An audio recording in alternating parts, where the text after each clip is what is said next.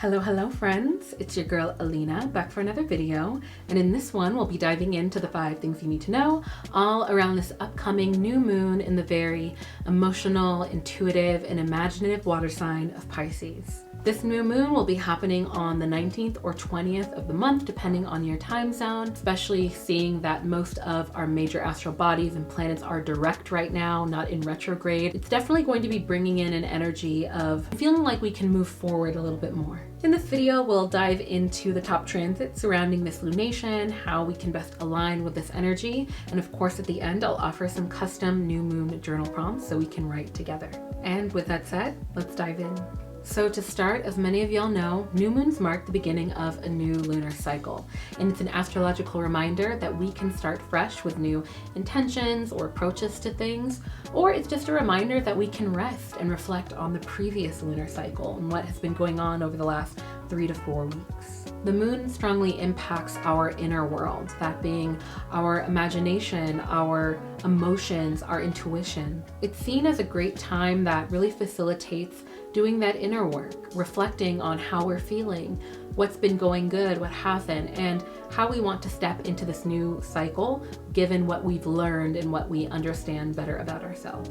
And this is why you see people doing new moon rituals, where they set aside some time to sit and reflect upon the previous lunar cycle and set intentions for the new one. And just as we see that the sun's light is completely gone from the moon's surface and it's virtually impossible to see it and invisible in the night sky, which by the way is a great time for stargazing because it makes it a lot easier to see other stars because the moon isn't shining as bright, kind of blocking that light. New moons are a cosmic reminder that we can hold space for our low energy, that we have our own inner and outer cycles of life where we're at our peak during a full moon, maybe energetically that's our full moon. And we also might feel called to rest and reflect and really bring and draw our energy back to ourselves for a little bit. That way we can go into a new cycle and feel a lot more energized and ready to do so. Now, when we specifically see a new moon in the water sign of Pisces, there's often more energetic support around being more in touch with our inner world, that being our emotions and our creativity. Now, this is because Pisces being a water sign, it can be associated with our emotions, our sensitivities, our intuition, and our spirituality. It's also ruled by Neptune, the planet of dreams and imagination. So if you've been seeking a time to connect with your inner self, to maybe meditate or engage in more creative pursuits or creative outlets, this Pisces new moon can provide a very supportive environment for those endeavors. This can also be a really good time to tap into your intuition and really let your imagination flow free in whatever way that looks like for you. Pisces is also associated with empathy, compassion, and intuition, which means that this new moon can be a really good time to focus on our relationships and cultivating deeper understandings and connections with those that we care about. I also want to give a warm happy birthday to all of my Piscean friends, as we see that the sun will be entering the sign of Pisces on the 18th of the month, marking the beginning of Pisces season. So all of the characteristics that I just described are very conducive to this time, getting into more empathic, spiritual, emotional, and intuitive endeavors.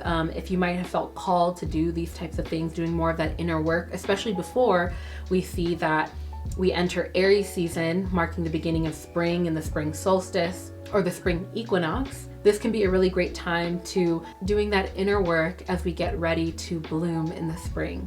And I find it really interesting because, as many of y'all know, many people here in the Northern Hemisphere anyway, when we're talking about seasonal shifts and not as much astrological, a lot of people are getting ready to start germinating their seeds. A lot of people are starting their seeds. That way they can start budding and growing. That way they can then put it in the soil come springtime in warmer temperatures. And I find that to be really interesting because one might equate or compare the process of being a seed, being in complete darkness and oftentimes cold and away from where you were before in the womb of whatever plant that the seed was in.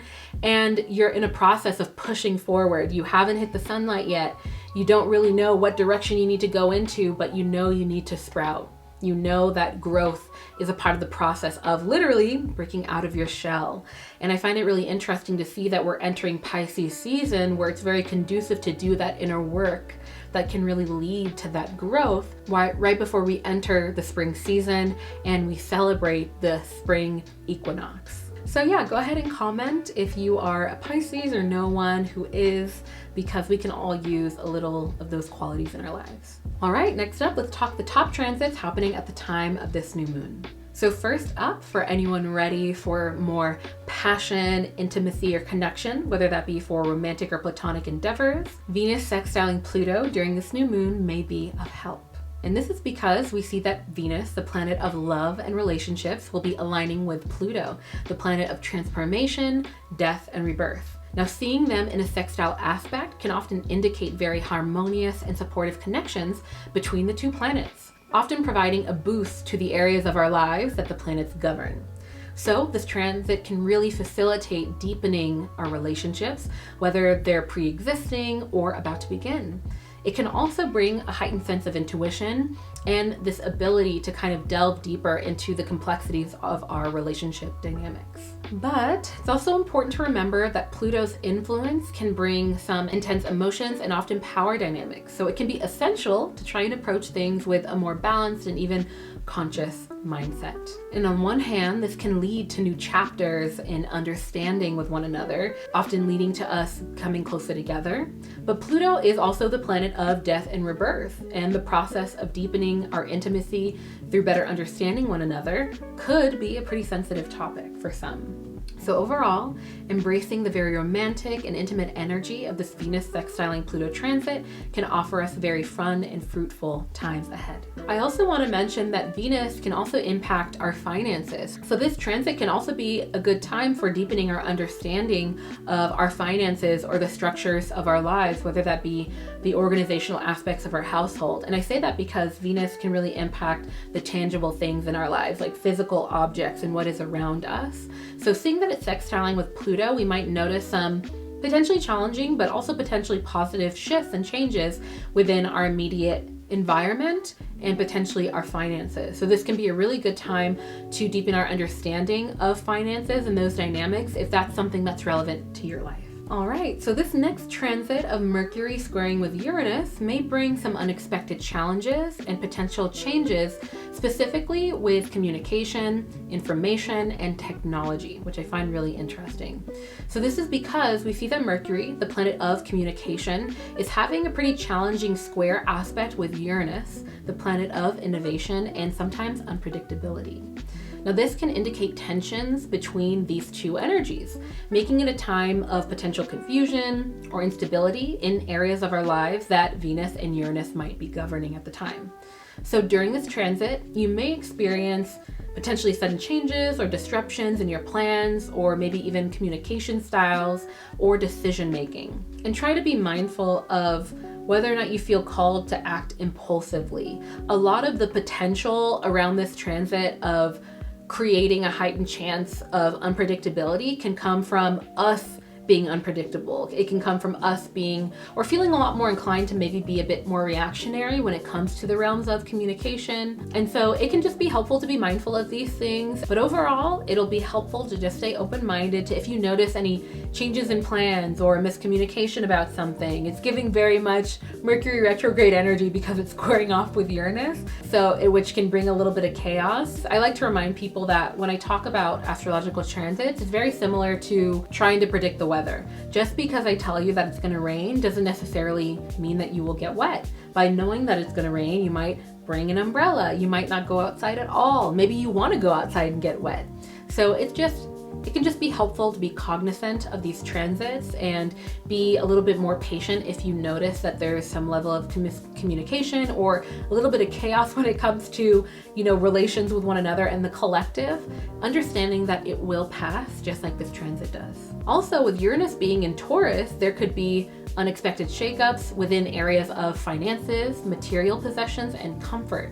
Now, this transit may bring some challenges to maintaining stability in these areas, but also opportunities for growth and evolution can come about from it. Overall, this Mercury squaring Uranus transit during the new moon can be a time to embrace change and adapt to any sort of unexpected circumstances while being mindful of not acting impulsively, like mentioned before. By the way, if you've been enjoying this video so far, don't forget to hit the like button, subscribe, and if you already are, hit the notification bell because I make videos like these for every full and new moon, and I've been having a really good time venturing out into other astrological topics. So like, for example, last week I did a video on what your Venus sign means relative to how you naturally connect with people, naturally attract people, and also ways to attract and connect with people who have different Venus signs from you. And I find it so fascinating and so telling, arguably even more so than sun signs, especially for anybody you're in a relationship with. But anyway, I digress. Be sure to hit subscribe if you've been enjoying this, and yeah. All right, next up, some ways to align with this new moon can be if you're doing a new moon ritual, you can focus on setting intentions for this new lunar cycle within the realms of Pisces. So those can be intentions around leaning more into emotional expression and finding emotional outlets, whether that's talk therapy, journaling, being by yourself and finding and even scheduling out time to sit in silence, like literally scheduling out the time. If that's something that you find helps you process things a little bit more, helps you walk away from it feeling like you better understand or accept or feel a little bit more grounded in the current reality of your life, this Pisces new moon and really the beginning of Pisces season, setting this intention can be very helpful. As mentioned before, Pisces season is a great time for diving into spiritual endeavors, really utilizing our imagination. If you're a writer, or you're a poet, or you write songs or anything like that, really diving into how you articulate ideas, how you feel, or a world that you want to build. Pisces season is for you, and I'm really excited about that. I also want to mention that when we are holding space for our emotions and for our imagination and even better understanding our intuition, just because these are things that are internal doesn't mean that it isn't also work and that it can't also be draining sometimes. So it can be important to definitely, especially during a new moon, which is our cosmic reminder to rest, to really hold space for rest and relaxation during this time. I was actually having a really good conversation with a friend, talking to her about how we give ourselves permissions to rest. And something that's been working for me recently has been trying to batch record and write a lot of my videos during my sort of internal full moon phase, which is my follicular and ovulatory phase, and then really allowing myself to rest and do less intensive focus-wise work during my luteal and menstrual phase. For any guys, disregard what I'm talking about. Yeah, I just find it really interesting to see how the female inner cycle, and also seeing how the moon is seen as a very yin quality, a very feminine quality, especially with it impacting water and our inner world and our emotions in a lot of ways. And how we have our own inner cycles. If you're a menstruating person, or maybe you aren't, but everybody has their own cycles. Some people have day-to-day cycles where they have their own version of their follicular, ovulatory, luteal, and menstrual phase, like all in one day, and then other people have it throughout the course of a lunar cycle or a month. And so anyway, I'm kind of going on a tangent, but I'm bringing that up for anybody who might need to hear that. If anybody's looking for ways that they can give themselves more permission to not only rest, but when they're resting, actually have peace of mind and not think, oh, what about this? What about that? If any of that resonates with you, aligning things with my cycle has been very helpful, or creating a dynamic similar to a cycle, even if you don't have your own cycle or anything like that, creating something like that throughout a month where you have a 2-week block, you kind of go all in on whatever your projects are, and then a 2-week or 1-week section where you really give yourself permission to go as slow as you need to go, and just get the essentials done, if that makes sense. I also want to mention that I don't have a collective perspective reading for this video, so I apologize for that, but I'm going to go ahead and still provide links for where you can find ways to engage with your community, just like search engines that are really cool that you can look up things that might interest you, that you might feel called to do more than others. Okay, with that said, let's go ahead and dive into these new moon writing prompts. What I'll do is I will read out the writing prompts for you. You're welcome to pause the video, write them out, and I will also have them in the video description so you can go back to reference them. If you have your Auralign astrology planner, you can go ahead and flip over to the dedicated new moon ritual section for the month of February so we can write this out together. I added a little sticker to mine because I kept mixing them up with other planners and I want to make sure I keep mine safe. What are some helpful ways that have helped you to process your emotions or experiences? What does an ideal spiritual practice look like for you, if any? When was the last time you openly let somebody know how they made you feel? Whether that was positive, negative, or anything on that spectrum. And finally, moving into this new lunar cycle, do you have any new intentions or goals? These can be new or existing and align with rest, personal or professional endeavors. All right, I hope that you enjoyed those writing prompts, and if you feel called to do so, I would love if you shared any answers or ideas that might have stemmed or sprung from those questions. I invite you to share them in the comment section. I'd love to hear what your perspective is on those. And before we go, I'm going to go ahead and answer one or two of the writing prompts to kind of catch up with you and to spark some conversation. So for me, when I think of an ideal spiritual practice, what first comes to mind is having a consistent or semi-consistent morning routine where I find a book that dives into a spiritual realm that interests me. So for example, I've been reading on and off a book called The Tibetan Yogas of Dream and Sleep.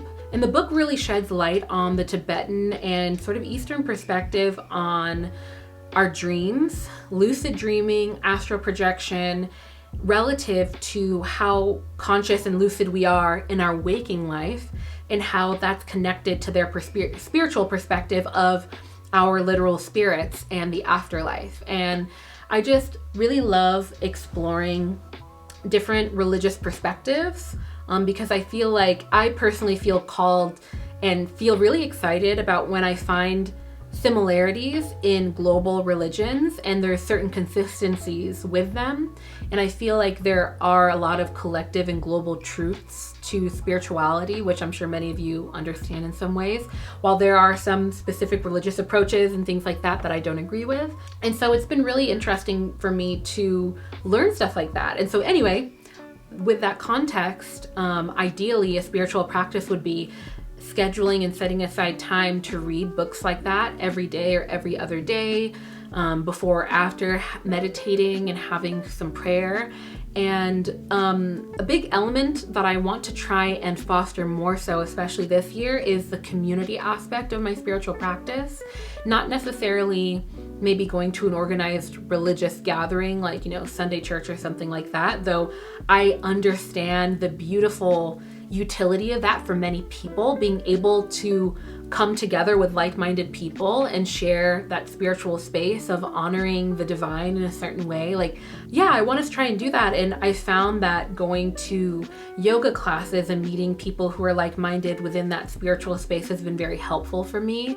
And also accepting people on their own journey. I have friends that have different religious backgrounds and family members, and we're still able to connect in a lot of different ways where we're not trying to force anything on one another and really embrace our similarities and what connects us. And so anyway, I'm going on a tangent, but I wanted to share that with you because I feel like for many of us who maybe don't have a structured routine or organization or religious structured, infrastructure that offers that scheduling for us, it can sometimes be a challenge to be consistent all the time with having a routine around religious things or spiritual practices.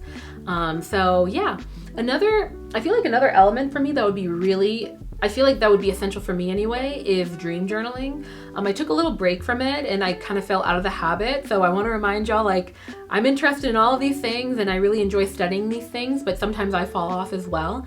And there's something about dream journaling and interpreting my dreams that really helps me to not only better understand my psyche, but I feel like I don't know, like I comment, I don't know, it feels weird talking about this out loud, but I feel like sometimes I can intuitively sense something that might be coming, or when I hold space for that, I notice that I end up remembering my subconscious. It's almost like my subconscious hears that and it's like, oh, you actually want to learn something. Okay, I'll remember. I'll help your brain remember this dream this time, you know? All that to say, having a morning spiritual practice. I would love to hear your perspective of what your ideal is and maybe what has worked for you and what hasn't in the past. But with all of that said, I'm gonna go ahead and wrap up this video. I wanted to mention that the Auralign planners and wall calendars are on sale. We are almost 2 months into the year, and I understand, you know, most of us have already gotten our planners or we're not really looking for that anymore. And so I'm gonna do a whole blowout sale, like a warehouse sale, where if you get a wall calendar, you will get a free planner. And the wall calendars right now, I believe, are $22. So for $22, you get a wall calendar and a planner, creating more space for me to start designing 2024 and a bunch of fun stuff. But anyway, I'm gonna go ahead and end the video here after that long conversation with you. But I hope it resonated with you, and I am wishing you a beautiful new moon. Yeah, if you made it to the end of the video, be sure to comment 3 cloud emojis, because, you know, the clouds are literally water floating in the air, and that's pretty dope. And Pisces is a water sign. So anyway, I'm sending you my love, and I will wrap this up by ending with my favorite quote. And that is, be gentle with yourself, because life is about the journey, not the destination. All right, I'll see you all in the next one.